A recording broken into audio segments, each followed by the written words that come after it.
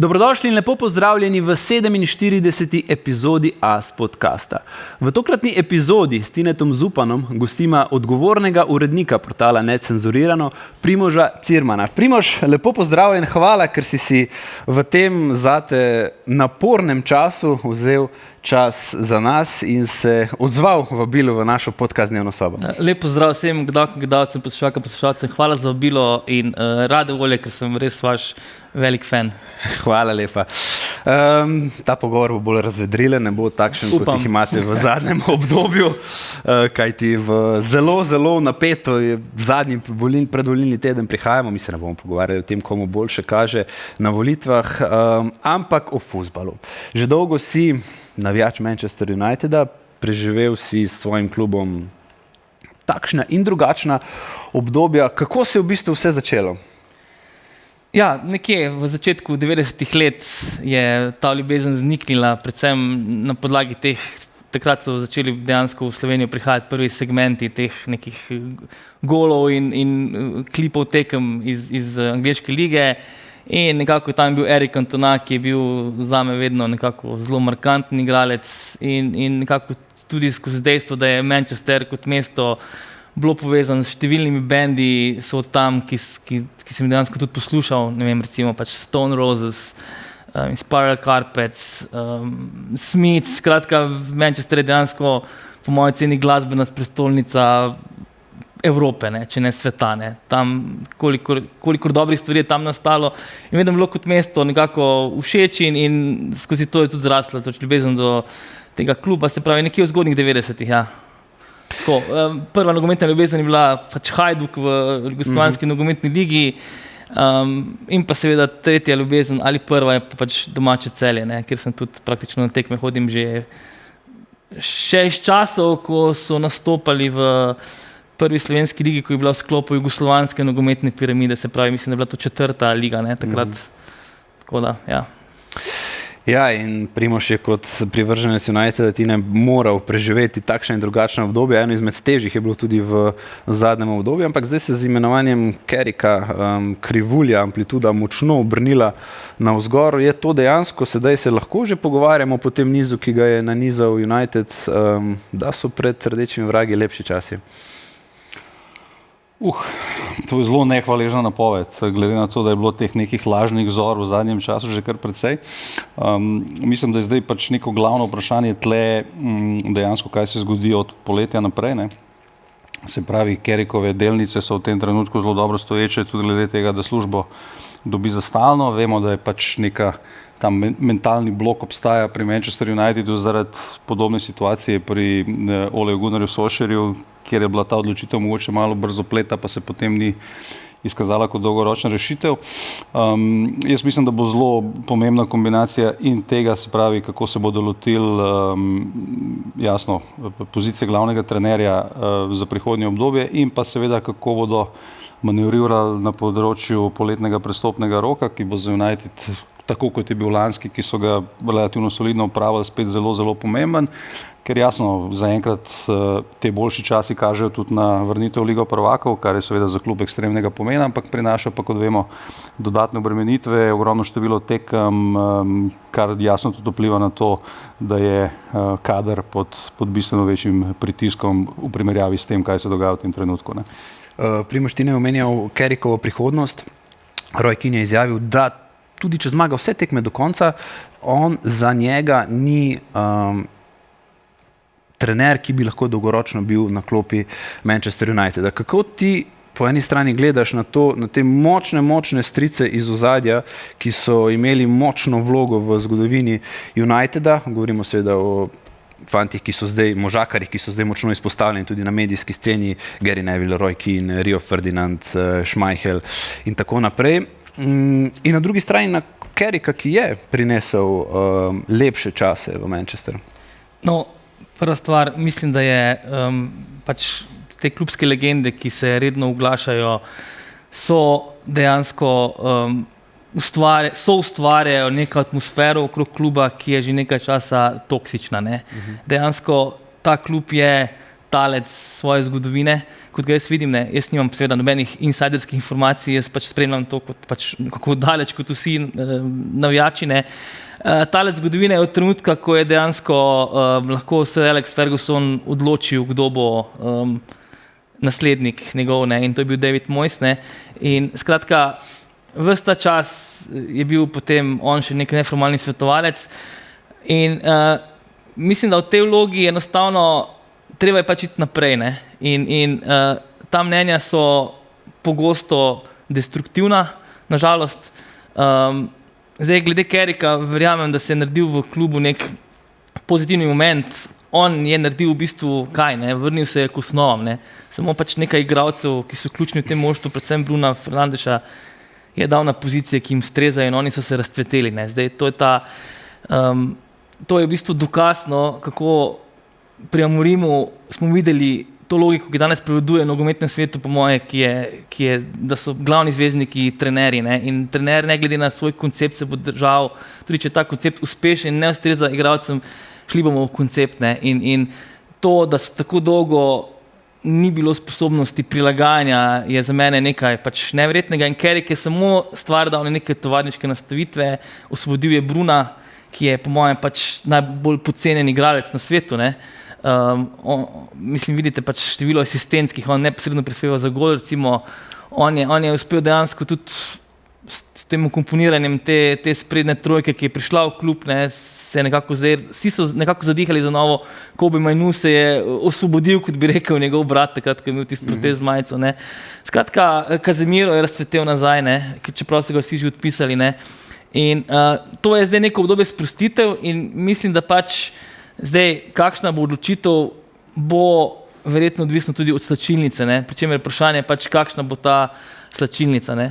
Mislim, da pač, če bi lahko jaz odločil, bi dejansko šel do Bruna in rekel, ok, si pripravljen ostati tukaj še leto, dve in povej, kako bi to, in bi dejansko vse skoncentriral okrog njega, ne. On je igralec, ki je nesporna klubska legenda, v bok največji, ki so kdaj igrali za ta klub, pri čemer je kot nekako Steven Gerrard v Liverpoolu vstopil v obdobje, ko klubu ne gre in ki dejansko on ni bil obkrožen tudi z igralci, ki bi lahko dajali nek maksimum. On je bil dejansko nekako udeležen v vseh 4-5 permutacijah, različnih konceptih. Videli smo, tu smo imeli neko nizozemsko šolo, tu smo imeli potem ne vem, druge trenerje, skratka portugalsko, skratka, in on, mislim, da je pač zdaj, on mora sodelovati pri izbiri novega trenerja, on je glavni igralec Uniteda in dokler je še v tem svojem, rečemo, primu, ne, mora v naslednjem letu, dveh, on pač povedati, koga je imel in z njim štartati naprej. To je osnova, ne. Vse ostalo se mi zdi, nek popoln reset spet je, mislim, da nepotreben, ker vidimo, da pač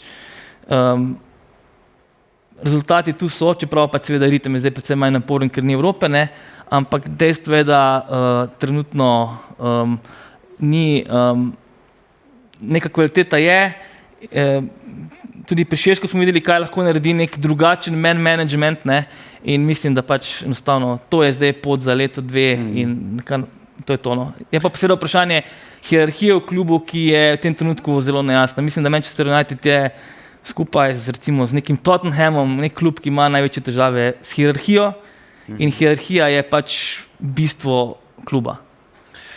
Tine, Primož je že omenil Casemira, nekako, ko je naznanil njegov odhod v začetku tega koledarskega leta, je zacvetel in nazadnje so mu na tekmi tudi skandirali, da naj ostane.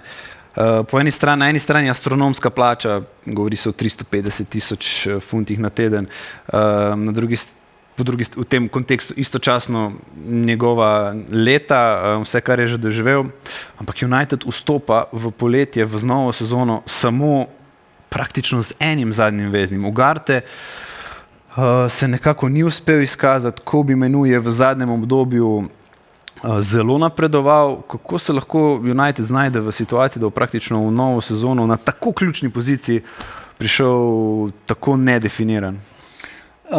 Pa ja, je že nekaj časa znano, da je tle pozicijsko v tej vezni liniji največji problem, zato se tudi omenjajo vsi ti novi potencialni igralci ala Elliot Anderson, ala Adam Wharton, taki fanti, ki bi padli v neko to dinamiko, ki jo zahteva moderen nogomet. Jaz mislim, da kakorkoli je lepa neka ta poslovilna turneja Casemira, mislim, da je pač treba iti od tega naprej. Da United tukaj mora nujno neke stvari postaviti za neko dolgoročno perspektivo, ker tako, kot je Primož rekel, mislim, da je osnova tega, da ti bo še vedno Bruno Fernandes sezono 2 zagotovo nek glavni ideolog te ekipe in moraš ekipo na ta način zgraditi okoli njega, se pravi, da je tle veliko neke tekalne komponente, ki jo roko na srce pač pri Casemiru manjka in jasno delno tudi pri Mainuju, ne. Se pravi, zraven njega rabaš neko atletsko, fizično pošast, če želiš to kombinacijo smiselno sestaviti.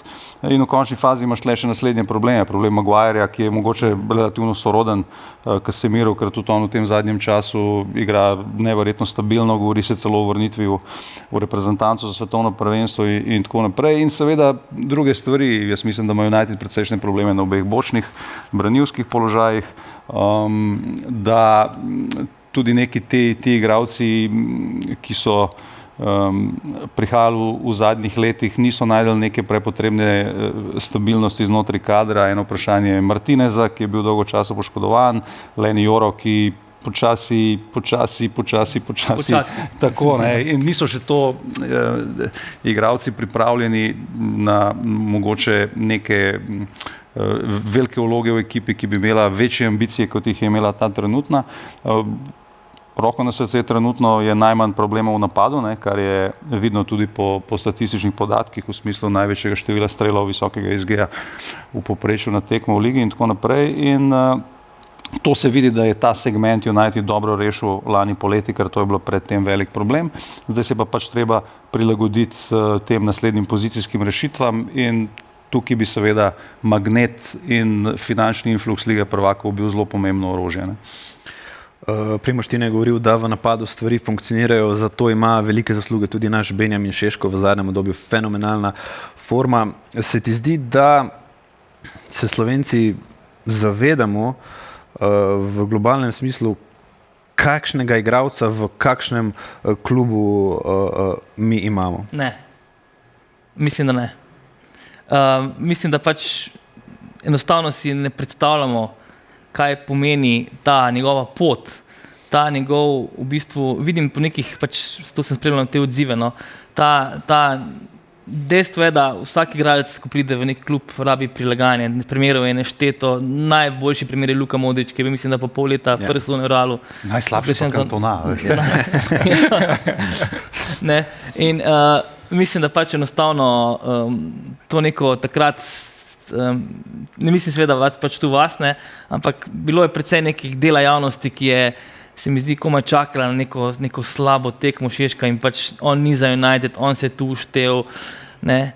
Pričemer je dejstvo, recimo, ko greš pač v Manchester, ne, ko smo zdaj bili konc decembra gor, ne, recimo, publika ga ima zelo rada, ne, zato, ker je dejansko pač, on je padel v neko situacijo, v nek sistem, on je bil pač, kolikor jaz vidim, no, pač pa sem tu seveda laik, ne, ampak on je 10 let ali koliko časa je bil v nekem Red Bullovem sistemu, ki je po vsej piramidi isti, ne, in precej primerov je teh igralcev, ki so prišli iz Red Bullovega sistema, potem v druge sisteme so imeli neke težave s prilagajanjem, ne, tega je precej veliko, ne, tudi Xavi Simons, Openda, veliko je teh primerov, ne, skratka, to je nek specifičen sistem, ki seveda potem prideš v neko tujo državo, v fizično najmočnejšo ligo v svetu, v nek sistem, ki ga dejansko moštvo niti ni igralo, ki ga je vsilil nek trener. In to je bila najtežja mogoča situacija, pri čemer si prišel kot nek, se pravi, prišlek iz nenogometne države za bajno vsoto denarja zamenjati špico, ki je predtem dala, ne vem, razočarala, ne, ampak seveda tudi ne nujno po svoji krivdi, ker druge, ki je malo počasnejša liga, cveti. Skratka, prišel si relativno mlad v neko slačilnico, kjer sta prišla dva nova človeka, ki sta bila etablirana igralca svojih klubov v Premier Ligi. Skratka, začetni položaj si imel najslabši možen in zakaj ga imajo radi, po mojem občutku, ker je molčal in trpel, ne. On ni niti z eno gesto pokazal, niti enkrat ni zamahnil z roko, on je pokazal neverjetno mentalno trdnost. On je dejansko pač igral, trpel, tega ni kazal in je čakal. Ne? In dejansko pritisk v takšnem klubu je, to dejansko vidiš, ko si tam, ne? Je ogromen. Ne? Tam je dejansko tekma 2 in te ni. Ne? To se analizira, secira, daje primerjave, to breme zgodovine visi nad tabo in on je dejansko, zdaj pa vidiš, ko pač po mojem občutku, ko te pa recimo pri tem golu proti Aston Villi žoga gre, ne? Te pa gre. Ne? In to je on, to je res, kar pravijo, nogomet da, nogomet vzame, on si je to dejansko prigaral in mi pač ne razumemo, ne? Ker smo pač iz Slovenije, ki se nogometa priučuje, ki ga je sprejela za svojega nekje pred 25 leti šele prvič, ne? In to je naša ta rast. Mi se pač ne zavedamo, da kakšno pot je on s tem utrl ostalim nogometašem, ne? In mislim, da bo ta učinek viden čez 5-10 let, če je v bistvu to, kar je on v bistvu uspel narediti. No? Ti na primer še rekel, Beni je molčal in trpel. Kako vidiš v to njegovo profiliranje neke osebnostne podobe Benija, kajti to ni v skladu z našimi balkanskimi normami, da nekdo zabija in sedi, sedi in da vrača na tak način. Balkanci smo na nek način malo bolj problematični, kar se tega tiče, ne tako potrpežljivi. Ben je bil tukaj nenormalno potrpežljiv in se ti zdi, da ga je res nogomet kot tak nagradil, ali da mu je ta kombinacija menjave trenerja Kerika, Bruno potisniti više na 10, kaj je po tvoje preobrazilo Benija v 2026?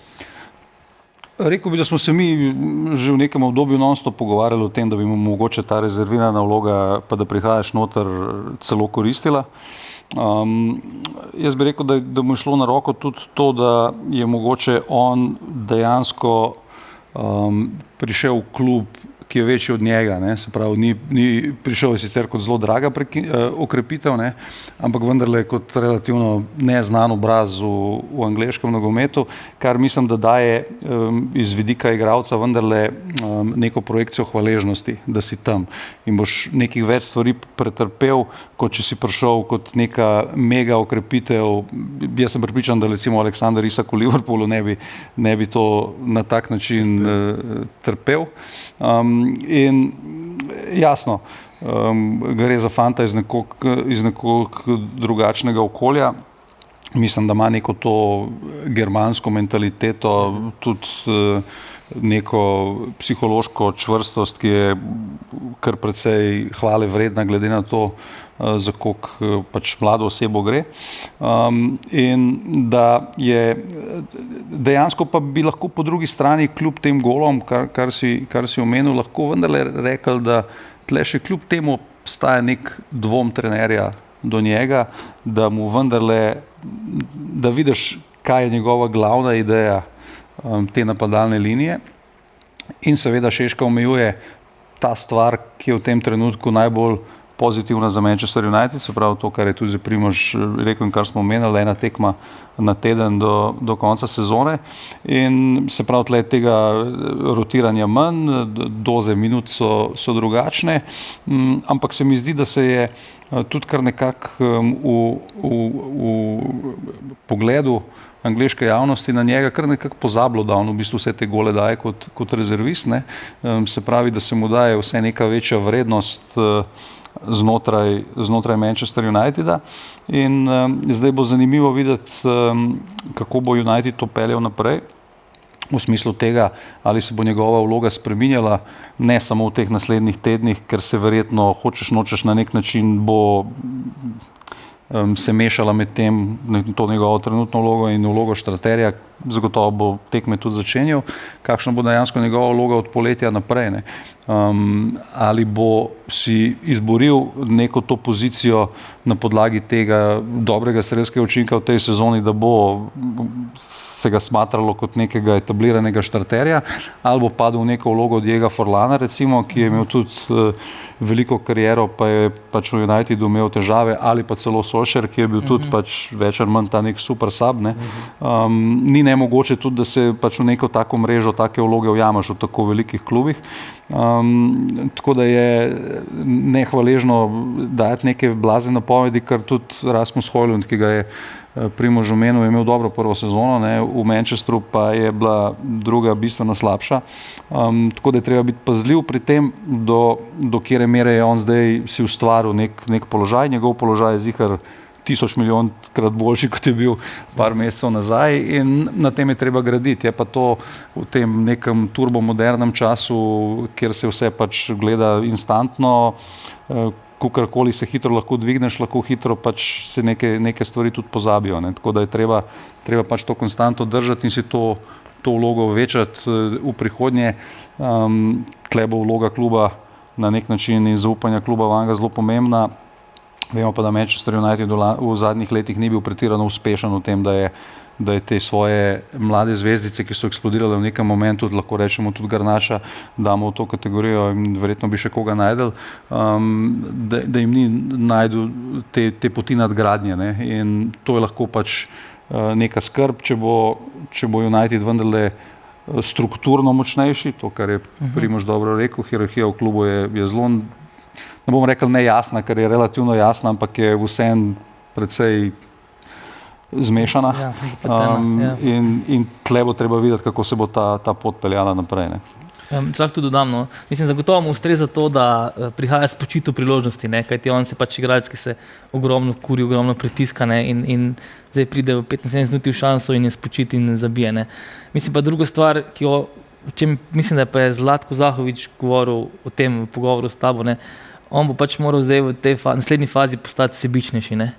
On dejansko pač, kot je rekel on, ne, super metaforo, moje ime bo na semaforju. Ne. In vprašanje, če to zdaj še ima, ne, ker on je na vse zadnje vendarle išel še enkrat iz Red Bullovega sistema, kjer je filozofija izrazito kolektivistična. Ne. In skratka, to bo zdaj moral dobiti, pri čemer imam vtis, da nekako se strinjam tukaj s Tinetom, no, da občutek imam, da Carrick v bistvu skoraj da ne mara tako klasičnih špic. Ne. On ima rad v vrhu napada ne ravno lažne devetke, no, ampak nekoga malo bolj tako, ki tudi kreira. Ne. Ja, tako, ne. In se mi zdi, da mislim tudi, da je Carrick po naravi tak trener in da tudi zelo rad spreminja stvari. Ne. On je pač neka v tem kontekstu nek trener bolj te stare angleške šole. Ne. Se pravi, ne govorim zdaj po načinu igre, ampak po načinu tega spreminjanja. Se pravi, moštvo, ki zmagujem, ne spreminja. Ne. Ja, mene osebno pa zelo zanima prihodnja sezona Manchester Uniteda, sploh v predpostavki, če se bodo uvrstili v Ligo prvakov. Kajti, to je nuja. Ja. To je nuja zaradi finančnega stanja. Ne. Tako, ja. Ampak po drugi strani istočasno velika nevarnost, da se ti ne zgodi sezona, kot se dogaja praktično vsem Premier ligašov v zadnjem obdobju, razen Cityju, Arsenalu, pa pogojno Liverpoolu, da se ti ne ponovi scenarij Aston Villa iz prejšnjih sezon, Newcastle iz letošnje sezone. Se pravi, da je ta davek Lige prvakov, seveda v Angliji še ta specifika dveh ligaških tekmovanj, da je tako velik, da se ti enostavno podre v Premier ligi, da nisi zmožen konkurirati v domačem prvenstvu, ker oba kiksa s Carrickom, sta se zgodila na tekmah, ko jih je United igral 3 dni po predhodni. Se pravi, to daje nek vzorec morebitne problematike v naslednji, kajti ostali njihovi nasprotniki imajo bistveno težji razpored. United ima ta privilegij, da prihaja svež v večino teh tekem in iz tega vidika me malce skrbi glede prihodnje sezone. No. Ja, zelo bo tukaj pomembno. Jaz mislim, da kdo vse se bo uvrstil v Ligo prvakov, ker pač vse te ekipe pol nekako manevrirajo med med podobnimi problemi. Ne. In tudi seveda, kako bodo te ekipe funkcionirale naslednje leto. Jaz mislim, da ziher lahko, vsaj moje predvidevanje je bilo, pričakujemo boljši Liverpool. Njegov kolaps v tej sezoni je pač relativno presenečen in precej nepričakovan, glede na to, da če bi nas lani poleti nekdo vprašal, bi rekel Arsenal, Liverpool, glavna favorita. Pa tudi, če ocenjujemo recimo kvaliteto upravnega prestopnega roka, ne, zdaj se je pač izkazalo to zelo v korist Arsenala. Kakšen bo Manchester City, ki je v tem trenutku kar precejšnja enigma, ne, ampak bi tudi načeloma pričakovali, da bo verjetno šel še kakšno stopničko naprej, glede na to, da je ogromno spreminjal ekipo in da bi se to mogel malo umiriti. Kaj se bo dogajalo s Chelseajem, ki je pač vedno nemogoče predvidevati. In seveda te klubi, ki ne bodo igrali Lige prvakov, to, kar si ravno omenil, bodo imeli mogoče lažjo situacijo. Newcastle, Aston Villa in tako naprej. Tako da v tem mlinu se znajdeti in na to reagirati je zelo zahtevno. Zadnjič je dobro rekel Eddie Howe, trener Newcastle, da nažalost druge filozofije ni, kot da kontinuirano igraš Ligo prvakov in domačo prvenstvo in se kot celoten klub in celoten kader navajaš na to, kar to zdaj zahteva. Seveda s tem novim sistemom je zdaj tekem v Ligi prvakov še več, kar je jasno finančno dobro, za obremenitev igralcev in število tekem problem. In tudi jasno, zdaj mi glede Carrick je še vedno nek nepopisan list, ne. Tudi če on ostane trener, kar zdaj v tem trenutku se zdi to relativno verjetna varianta tudi zaradi nekega pomankanja nekih neverjetnih alternativ na trgu. Kako bo on kot nek stalni trener funkcioniral? On ima tudi tak, bom rekel, malo specifično sestavljen strokovni štab, ki vemo, kako gre to danes. Vsak trener pripelje 47 svojih pomočnikov, ne? Oni so to malo sestavili v hodu. Fuzbol je, kar se teh stvari ratu, neverjetna znanost. Ne? In zadnjič sem, recimo, če že gledamo te trenerje za prekinitve, United je imel nekaj teh dobrih stvari v letošnji sezoni, ampak kar Carrick o tem govori, vse to tako malo ideje padajo. Ne? Zdaj, mogoče sem malo nepošten, ampak vrhunski nivo fuzbola danes res zahteva posvečanje detajlom. In tukaj bomo mi še preverjali njega kot trenerja skozi neko daljše obdobje, kako se s to situacijo soočaš, ker ta, v katero je vstopil, je bila zelo specifična, vlogo je opravil izvrstno, ker vemo, da gre na primeru Igorja Tudorja lahko zadeva tudi bistveno slabše. Tako da vse do tega trenutka je potekal bajno. Izzivov za naprej je pa v tem smislu kar precej, ker zadeva, ko enkrat ti od poletja postaneš stalni trener, je seveda kar bistveno drugačna. Ne? Zato pa je ta revival varljiv. Ne? Mislim, da pač Manchester je relativno hitro nekako potegnil na 3. mesto v sezoni, kjer nekih dinastičnih ekip, recimo, ki bo polnila zgodovina Premier lige, ne bo. Ne? Vsi so dejansko v nekim permanentnem, recimo z izjemo Arsenala, ne? Ki pa tudi pač zdaj se občasno vleče, ne, pač v stilu Arsenala, ne, so v nekih prehodih, ne, oziroma pač City pod Guardiolo je zdaj v nekem post-prehodu, tem novi permutaciji, ki jo dela, ne, in vsi ostali so pač v krizi zaradi Lige prvakov, Chelsea zaradi lastništva in te hierarhije, ki je tam praktično ni, no, zdaj ima še ta pač pogojni transfer ban, ne, in to luknjo je v bistvu United uspel izkoristiti, ne, tako da zdaj neko euforijo delati z tega ni, ne. Ni recimo pač to primer recimo Mourinha, ki je bil drugi v ligi, ne, kjer je bil takrat prva generacija Manchester Cityja, ki je bila mislim na 19 ali 20 točk pred Unitedom, ne. In zdaj, kar se tiče pač Lige prvakov, je absolutna nuja, ne, zato ker morate vedeti, Manchester United je šel iz nekega sanacijskega obdobja, ne, ki je sledil tem dejstvu, da je družina Glazer z nekim menedžerskim odkupom, ki je zelo podoben nekaterim slovenskim tajkunskim privatizacijam, izčrpala iz kluba milijardo evrov in to se je moralo videti, ne. Skratka, da pač nekaj resnih ukrepitev, predvsem mislim tega podaljšanja klopi tudi v tem stilu, ne, ki jo United praktično nima, ne, je tukaj absolutna nuja, ne. In to bo precej lažje narediti z nekimi sredstvi iz Lige prvakov, ne. Zdaj, ta strah, ne, Newcastle, Tottenham, Aston Villa in Lige prvakov, ne, to je pa pač bolj manj tradicija, se mi zdi, angleških klubov, ki zdaj niso recimo pač ravno City in Liverpool, ampak se mi zdi, da enostavno ta pregovor Lions in December, Lambs in April vedno znova drži, pričemer ne samo zaradi teh velikanskih fizičnih obremenitev, ki so vedno večje, ampak zdaj mislim, da imajo Premier ligaške ekipe dejansko problem v Evropi zaradi pravil, ki so pri prekinitvah evidentno drugačna v Premier ligi, saj letos je tako kot v Evropi, ne, pač, ker so vratarji še vedno nekoliko zaščiteni. Ne. Mislim, ravno zaradi teh novih pravil oziroma novih praks, ne, je moral pač United zamenjati vratarja, ne, kajti ne Onana, ne Bajendir se nista znašla ob temu, da enostavno jim lahko kdorkoli s komolcem kadarkoli prileti ob kotu. Ne. Tako da ja, ne, pač. Če si videl situacijo zadnjič s Leverkusen Arsenal, ne, je dal Leverkusen Arsenalu gol s kota, ne, in so naredili ta nek dober blok, da je ta Andrih skačil sam in je ta Niko Žuver, čuveni trener za prekinitve, šel do njihovega trenerja in mu čestital, ne, do tega Kasperja Hulmana, tako daleč je šlo to. Ne. In je pa, kar je zanimivo, ne, če se vrnemo na Kerricka, ne, in na to, da pač on v bistvu nejasno nam je, kakšen profil trenerja Manchester United sploh mora iskati in zahteva, ker je šel, kot si prej rekel, čez vsa različna obdobja.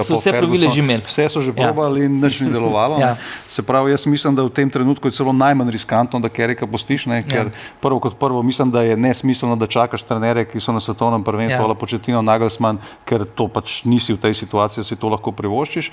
Kar je drugo na trgu, nisem prepričan, da ni to večja past, kot če pač ustrajaš zdaj v tem trenutku. Je pa res, da si v nevarnosti, da boš vstopil s trenerjem, ki morda nima 100% zaupanja, ne? Ampak bo obstajal nek dvom, bo to šlo ali ne. Tako, ker si imel že vsa zadnja leta. Imel si to problem s Ten Hagom, ki bi ga mogel odstaviti poleti, pa si mu dal še eno sezono in se končal po parih mesecih. Načeloma problema Morima, ki je toliko stvari šlo narobe v tisti prvi nepolni sezoni, da je tle že obstajal dvom in je mogel spet takoj delovati in spet ni. Ne?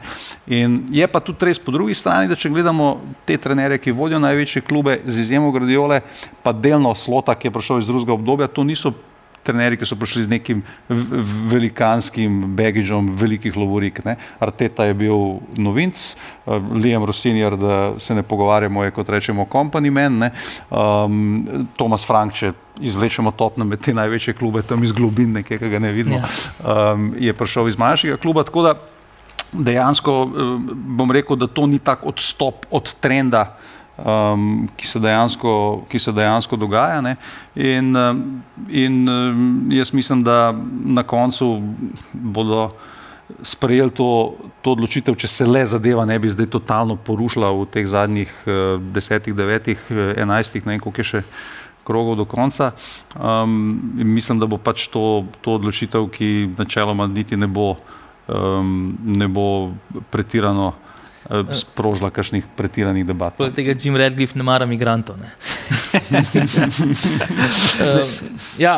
Sej bi se navezal na to, da enostavno rešitev, recimo, kar poleg tega Kerrick je verjetno najcenejša rešitev, ker katerikoli drug trener, bom rekel, ta sistemski trener, prinese seveda popolno prenovo moštva in spet 6-8 novih igralcev, ne, ki ti potem mogoče, ko bo čez eno leto zamenjan, jih ne boš imel kam komponirati, ker bo prišel trener z novim konceptom. Kerrick je v tem smislu še najbolj adaptibilen trener. Safe rešitev. Safe rešitev, kot recimo nek De Zerbi, ne, čeprav pač on pozna ligo, ne, ampak se mi zdi, da tudi na to se bo na koncu gledalo. In najbolj nogometno bi bilo, da Kerrick ostane, ker Manchester United absolutno ni v momentu, da lahko spet gre nasproti nogometu kot takemu, ker se mu bo spet dogajalo, da ko bo igralec udaril v stativo, da bo žoga šla ven in ne noter, ker to se je tudi v Amorimovi dobi dogajalo, neke situacije, ko imaš občutek, da ta United nogomet ne nagrajuje, da so toliko delali proti nogometu kot takemu, da ti potem nogomet ne vrača. To, da ti iz Bruna Fernandeša v njegovem najboljšem igralskem letu dejansko delaš nekega igralca v nekem sistemu, on pač rabi dva zadaj, da mu krije ta hrbet in absolutno svobodo v igri. Ne?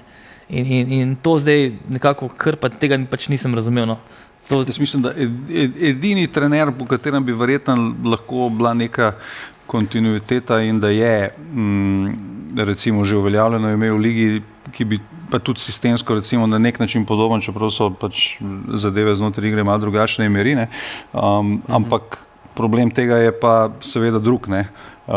Emery je v bistvu na nek način bil v Aston Villi pričakan kot Guardiola v Cityju, se pravi cela struktura je zgrajena za njega. Tu ne bo.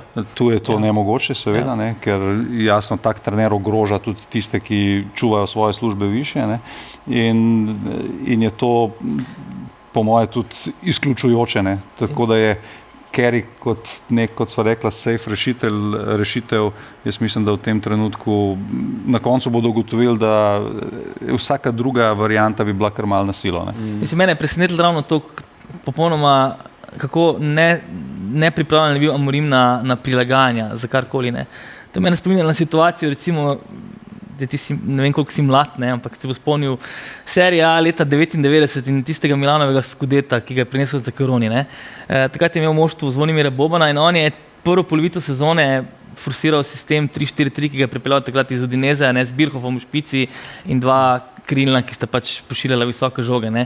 In Boban nadelal za enega od teh krilnih in ni šlo. Ne. In potem je bila intervencija Berlusconija, da je zamenjal sistem nekje na začetku spomladi v 3-4-1-2, da Bobana na pol špico in 8 zaporednih zmag in naslov. Amorim ni bil pripravljen tega delati in pač tega do danes ne bom razumel. No. Čeprav celo na koncu je začel to nasilo delati, ampak se je v bistvu že zdelo, da je to kar nekako se začelo dogajati nelogično, ker on tega dejansko ni sprejel. Čutil, tako. Je pa res, da so pač tudi skozi to njegovo zaključno eksplozijo, ki ga je tudi pač stala službe, so mogoče privrele na dan neke stvari iz ozadja, ki morda ne kažejo dobro sliko načina vodenja kluba. Je pa v enem takem prehodnem obdobju, kar se tiče menjave trenerjev oziroma kar se tiče nekega življenja po veliki osebnosti, tudi tvoje drugo omiljeno moštvo in sicer Celje, si pričakoval pa recimo temu ta kolaps, predvsem na tisti domači tekmi proti Ajaku, tako zgodaj že po odhodu famoznega Alberta Riere. V pomembni meri, namreč Riera je človek, ki je enostavno že svojo prezenco nek prostor napolnil do konca. Ne. In v nekem takšnem klubu, ki pač Celje ni, zdaj bom rekel, ravno največji klub v Sloveniji, to je klub, ki je šele zdaj v bistvu v tem desetletju nekako posega po lovorikah. On je dejansko pospešil nekatere procese, do katerih bi pač trajalo drugače 2, 5, mogoče 10 let. On je dejansko pripeljal to miselnost, te metode dela, to taktično subtilnost, nekako on je prišel iz prihodnosti sem, ne. In on skrati modrost, zdaj jaz nimam insajderskih informacij, sem tudi tukaj kot navijač, modrost ruskih lastnikov je bila v tem, da so mu to prepustili, ne. Zdaj, ali je bil razlog to, da so oni po naravi taki, ali je razlog to, da so bili pač, da je bila kemija z Riero tako močna, skratka, njemu so dali dejansko v roke, on ni bil samo trener, on je bil dejansko tudi menedžer kluba, ne, in vsega okrog. On je bil control freak, ki je 24 ur, 7 dni na teden zagotavljal moštvo, hkrati jih držal ves čas na tenzijah, ne. In ko takšen človek gre, je logično, da spet Celju se je zgodilo, za kratek čas spet sesutje hierarhije, ne. In ta prostor ne more vstopiti praktično nihče. Še najmanj nekdo, ki je bil pomočnik, ki je bil 3-4 leta dejansko prijatelj z igralci. In zdaj to nadomestiti seveda ne gre, hkrati pa tudi se mi zdi, da klubska hierarhija v teh nekaj tednih ni bila točno vzpostavljena, kdo je zdaj kaj, kdo je zdaj kadrovnik. Skratka, vse te funkcije, ki jih je Riera sam zapolnjeval, so se odprle na novo. In zdaj je trajalo nekaj časa, da so se te kocke spet zložile, zdaj seveda en del vodstva, domnevam, je bil naklonjen Majevskemu, drugi del ni bil naklonjen Majevskemu in znotraj mislim, da tudi vodstvo je prihajalo do različnih pogledov. Jasno pa je bilo, da enostavno se je videlo tudi na igrišču, da druga težava, da se mi zdi, da je to moštvo, ki ravno zato, ker je bil Riera tam, ni imelo nekih res močnih liderjev v slačilnici. Ne. Spomnili se boste sezone 2 leti nazaj, ko je pač za Riero prišel Krznar in Krznar je dal moštvu v roke Denisu Popoviču, kapetanu, ne, ki je karakterno zelo močna osebnost, domačin in on je dejansko to moštvo imel pod kontrolo. Ne. Riera je Ege zlomil, vsi so morali iti iz kluba, ostali so v bistvu njemu najljubši igralci, ki pa po naravi niso vokalni lideri in to se je tu videlo. Ne. Tu bi bila recimo rešitev, bi bila, da bi nek igralec, ki bi pač po Rierinem hodu rekel, zdaj gremo mi dalje sami, ne. Mi smo sami, dokažemo, da lahko, ne. In tega ni bilo. Ne. Potem pa mislim, da pač glede na telesno govorico, ki je bila prisotna na tekmi z Ajakom, in samo nekako fiziko se mi zdi, da se je mogoče tudi zmanjšala intenziteta treninga v tem času, da so dejansko prišla na plano neka nesoglasja tudi v slačilnici, ki je etnično in generacijsko zelo pisana, ne, kar seveda ni težko. In mislim, da je vse skupaj to nekako kulminiralo, no? In zato je toliko pomembno to, kar je zdaj ta pač Vitor Kampeloš, ne vem, to bo Marko vedel, kako se izgovarja, no? Skratka, je v Kopru dejansko, me res zanima, kako se bo postavil. On je dejansko naredil zelo velike spremembe znotraj moštva, tudi po pozicijah, nekatere Rierine principe je ohranil, nekatere pa nepovratno očitno opustil, ne? In mislim, da bo pač to Novo Celje bo precej bolj tisto, kar je bila za Riero blasfemija, pragmatično. Ja. Primož, v tem predvolilnem času na soočenjih veliko poslušamo. To je bilo vprašanje o Celju. Pridemo še. Vprašanje o volitvah, te bo zanimivo. Pridemo še do tja. Veliko poslušamo o zdravstvu, o gospodarstvu, o pokojninah, o športu pa ponovno nič. Kako, na kakšen način bi lahko rešili pa recimo celjski problem, kar se tiče privlačnosti nekih tujih investitorjev, kar se tiče neke davčne prestrukturiranosti teh SP-ov, ki so za nogometaše zahtevni, sploh z zelo visokimi prispevki, z visokimi prihodki, da bi lahko bili konkurenčnejši državam v naši regiji. Torej, tu smo pri vprašanju, kako pomagati slovenskemu športu. Jaz imam mogoče tu nekoliko specifično mnenje. Mislim, dejstvo je, da pač smo na malem trgu v panogi, kot je nogomet, tekmuješ z državami, ki imajo neprimerno večje prilive z televizijskih pravic, s transferjev in vsega. Praktično vse vire financiranja, ki jih imaš, ne, so v bistvu v Sloveniji jih je zelo malo, ne, oziroma je zelo težko priti do njih. Ne. Tako da mislim, da v bistvu težava, ki jo vidim, je, zdaj vidimo strukturo recimo prve lige, ne. Imate 3 močne privat klube, ne. Ti so dejansko pernica slovenskega nogometa, 3 tuje privat klube, 4 domač privat klub, ki nekako drži korak zraven, to je Koper. Potem imate še med 5. in 8. mestom, se pravi, imate Bravo, Radomlje, ki sta pač tudi praktično privat kluba, ne, se pravi, odvisno od ene osebe, ne. In potem je to, ne, potem je pač Mura, ki je pač v nekem okolju, kjer enostavno tudi gospodarsko šibko težko dohaja, ne. Vse proračuni so v bistvu za slovenske razmere veliki, ne, 5 milijonov evrov, 10 milijonov evrov naprej, to je izredno težko nabrati v Sloveniji, ne. Hkrati je to okolje, kjer velikih domačih industrijskih in drugih podjetij, ki so nekoč vlagala, je zelo malo, še po privatizaciji je logično videti, ne, da pač enostavno teh vlaganj v to okolje manj. In zdaj v bistvu pač imate pa na drugi strani državo, ki vlaganje v šport razume izključno skozi prizmo vlaganja v infrastrukturo, ne. Se pravi, mi gradimo igrišča, stadione, skakalnice, športne dvorane, telovadnice, ne. Imamo, recimo Slovenija ima izredno razvito splošno športno infrastrukturo, nogometno pač glede stadionov malo manj, no, ampak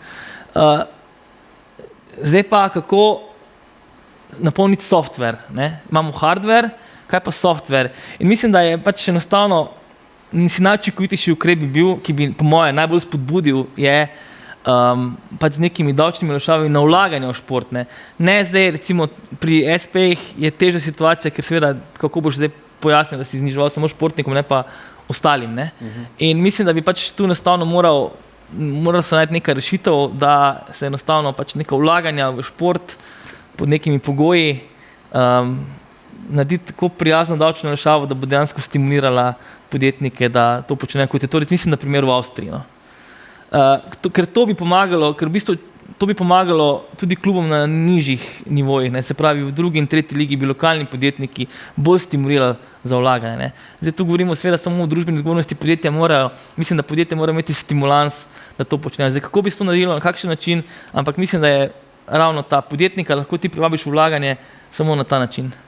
In zdaj, kako bi se pa to zdaj operativno naredilo, tega ne znam zdaj iz glave povedati, no, ampak enostavno mislim, da je to je pot, ker v nasprotnem primeru v 5 letih mogoče sploh ne bomo več imeli profesionalne prve lige. Ne. Ali pa bomo imeli pač klube, ki bodo v lasti nekih, zdaj eni imajo srečo s tujimi investitorji, kot recimo Celje, eni imajo malo manj sreče, so bili pretekli zgledi zelo slabi eni, ne. In vprašanje je, ne, če zdaj bomo samo čakali, kdo pride in je vprašanje, kaj se bo zgodilo. No.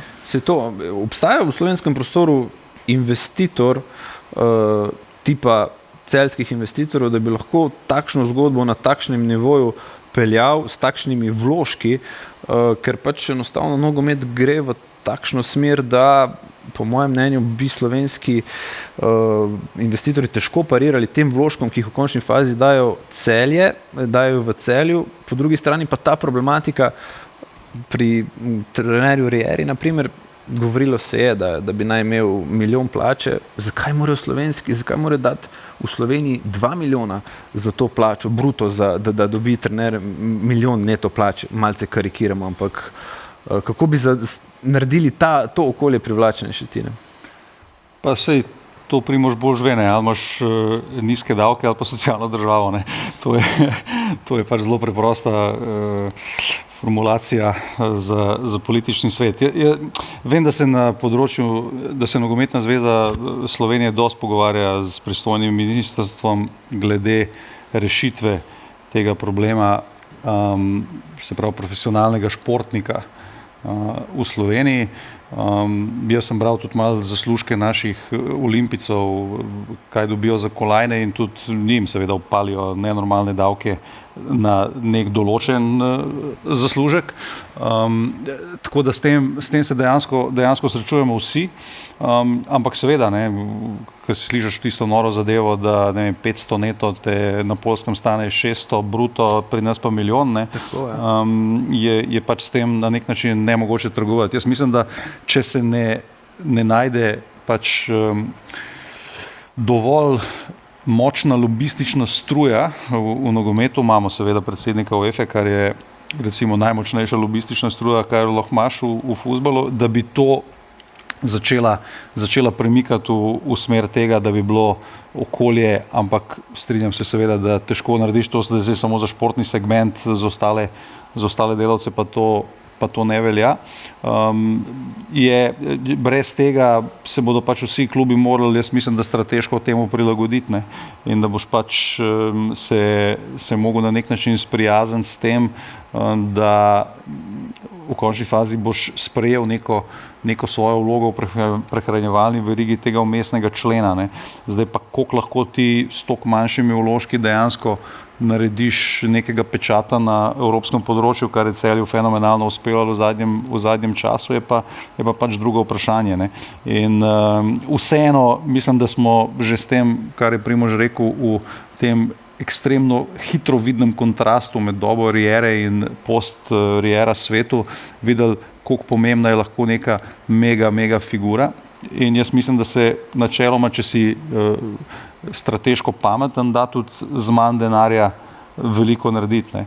In jaz upam seveda, da bi se na tem področju lahko zgodilo tudi za, kako bi rekel, to registrirane ali segmentirane profesionalne športnike v Sloveniji, da bi se zadeva lahko uredila, ker vendarle gre za toliko specifično zaposlitev, glede na to, da gre za kratko funkcionalno obdobje nekega profesionalnega športnika, da bi se tle našla rešitev. V končni fazi smo za večino teh, jaz temu malo nesramno rečem, obskurnih športov, ki v Sloveniji prenašajo pač neke mednarodne uspehe, ki mislim, da jih bolj zaznavamo samo pri nas, so najdli te zaposlitve po po javnih sektorjih in policiji in ne vem kaj, da je pač, če je interes, verjetno se lahko neka rešitev tukaj najde in če se bo našla, bo to seveda tudi okolje, ki bo bistveno bolj zanimivo za te tuje vlagatelje, ki, kot je rekel Primož, so realno edina rešitev za slovenski profesionalni šport, ker če grejo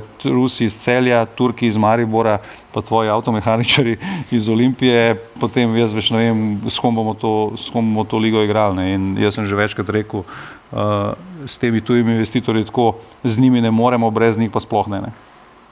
In ker ta razpon med omenjeno trojico velikanov slovenskega nogometa pa tistimi na dnu je ogromen, kajti kar se tiče samih SP-ov, vsi igralci, večina igralcev v slovenskem klubskem nogometu na SP-jih, se pravi v nekem Primorju, naprimer, ko zamujajo plače, se fanti borijo s plačevanjem prispevkov, ki si morajo pa od staršev sposoditi, da te fiksne prispevke in akontacije dohodnine plačujejo.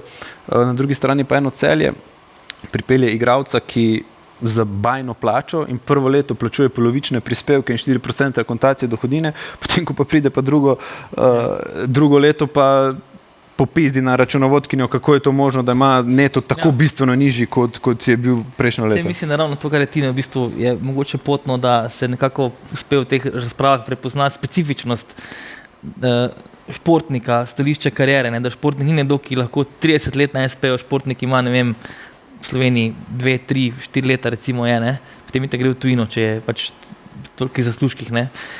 In da se mogoče neko obdobje naredi, ker bi se ta olajšava podaljšala, ne, kaj taga, ne vem, recimo kaj taga, no. To bi bila recimo možna rešitev, ne.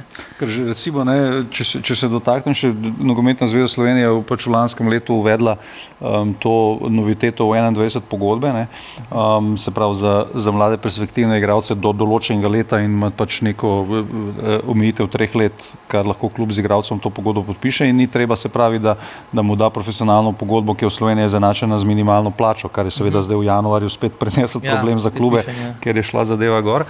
Ampak je tudi seveda naknaden problem tega, ta pogodba se začne s 350 evri bruto, ne, in večinoma seveda se te fante plačuje prek študentskega servisa, ne. Kakšne so pa spet zahteve študentskega servisa, je, da je na končni fazi tudi ta v 21 pogodba zelo draga, ne. Se pravi, nas v bistvu to, kjerkoli, kar jaz to odločitev pozdravljam, ne, čeprav vem, da se sindikalisti nogometni nikakor ne bodo strinjali s tem, ampak je seveda za nek poslovni model kluba to zelo pomembna stvar, a po drugi strani je na koncu, ko to predlagaš čim višja od 350 je ta osnova, malo prideš do tega, da pač ni niti velike razlike med to osnovno pravo profesionalno pogodbo pa to 21 pogodbo. Tako da v bistvu vse, kar nekaj probaš rešiti, vedno se zapleteš v skoraj da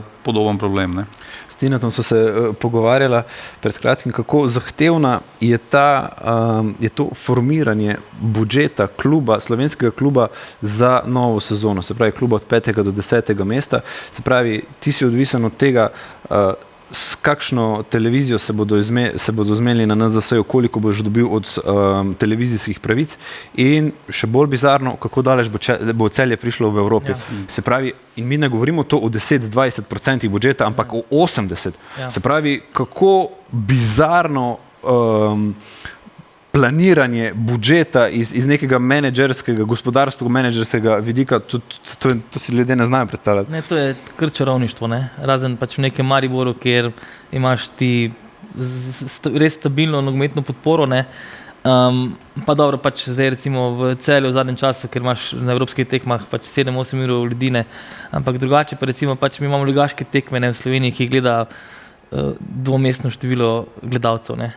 Ja. In enostavno tudi medijska prezentnost recimo je še vedno po moji oceni preslaba. Vi imate pač, ne vem, spletni portal nacionalne televizije, ne, ki je pač med nekim derbijem Olimpija Maribor je to, ne vem, 4. novica dneva, ne. To v nobeni državi pač ni, ne. Vsem spoštovanjem drugih športov, ampak tako pač po moji oceni to ni prav, ne. In skratka, res je težko, ne, tem športnim delavcem v Sloveniji, ne. Vem, zelo dobro poznam tudi ustroj v nižje ligaških klubih, ne, in to je dejansko res čaranje in prošnje za neke miloščine tudi, ne. Tako da je treba dati pač priznanje vsem tem nogometnim delavcem, ki se pač trudijo v tem okolju podelati, no. Damir Mišković, veliki alfa in omega Reke, je v enem intervjuju pred časom že, ko sem ga poslušal, je rekel, nogomet je kontra vsem biznisom na svetu, ker funkcioniraš tako. Pred sezono se odločiš, tak budžet imam, zdaj pa zbral denar, ne. Podjetniška logika nima veze s tem. Za konec, Primož, izzval si me še oziroma pritožil si se, ker smo se premalo pogovarjali o Celju, pa te bom za konec izzval. Hipotetično gledano, Celje ima 11 metrovko, ki potrdi na koncu prvenstva naslov prvaka Slovenije. Kateremu slovenskemu politiku bi jo zaupal za izvajanje? Ne moramo to odgovoriti, ker ne vem, kako vrcajo Kučis. Bojim se, da imamo enega slovenskega politika, ki je kar precej bil viden, da se je ukvarjal z nogometom. Podoba Zinedine Zidanu? Kako? Vizualna podoba Zinedina Zidana? Da, tako da verjetno bi bil ta najbolj... Obljubila sva, da bova Primoža razbremenila in ne še dodatno težila, zato hvala, da si si vzel čas v tem napornem urniku. Bilo nam je veselje. Hvala vam. Mi pa nadaljujemo že v petek, ko ponovno spremljamo Benjamina Šeška proti Bournemouthu. V nedeljo za vikend pa 2 derbija, Arsenal proti Manchester Cityju za prvo lovoriko v Angliji in kasneje Madrilenjo. Se gledamo.